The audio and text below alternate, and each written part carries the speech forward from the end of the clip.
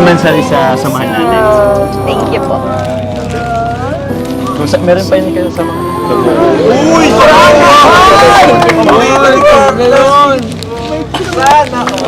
Nagustuhan mo ba? Thank you po. Welcome. O lang ba? Isang buwan na tayo yung samahan natin. Grabe, nakaka-surprise naman po. Ay, Masaya ka ba? opo. Buti naman napasaya kita. Thank you po sa effort. Welcome. Nagustuhan mo ba bulaklak? Opo. Paano itong teddy bear? Sana all! Mamaya lang po may arjo. So yun, bibitayin ko po kayo mga Kalingap. Siyempre, gusto kong panoorin nyo sa channel po ni Kalingap Prab para mas ma-enjoy po kayo. So, di ba, nakakakilig Mansarina po ng Jumcar. Ayan, love shoutout po sa mga kapwa kong Jumcar supporter. Ayan, maraming salamat sa suporta. And ito lang din, medyo may comment ako dito sa video na sana yung mga kasama po ni Kalingap Prab, wala na sila dyan sa paligid. Para sa akin lang kasi na for me, hindi parang nakakahiya.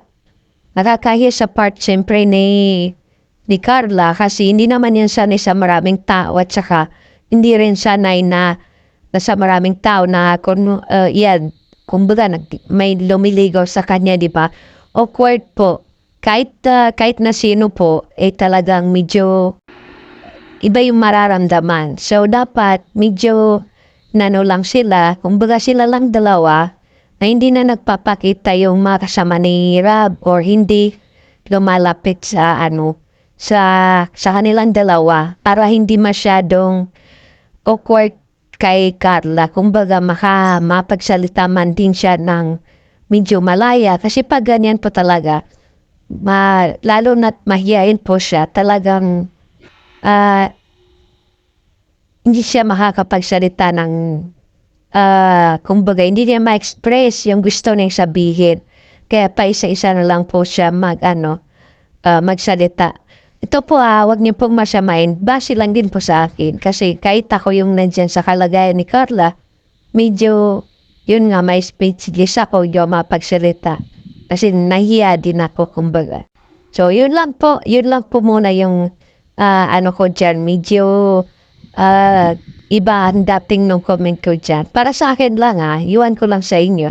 Kung okay lang sa inyo sa akin, parang hindi naman sa hindi okay. Pero medyo ako dun sa maraming nakapaligid sa kanila na mga kasama niya na tapos naghihiyawan pa sila, di ba? So, bilang babae, talagang mahihiya siya kasi wala siyang kasama dyan di ba? So, dapat, hindi naman sa tayo kaso, nakapag naman ako sa Pietro, pero, basta, hindi pag mga ganyan na parang dating, something ganyan, ay kailangan, hindi marami yung nakapaligid na naghihiyawan. Para sa akin lang, huwag niyo pong masunay.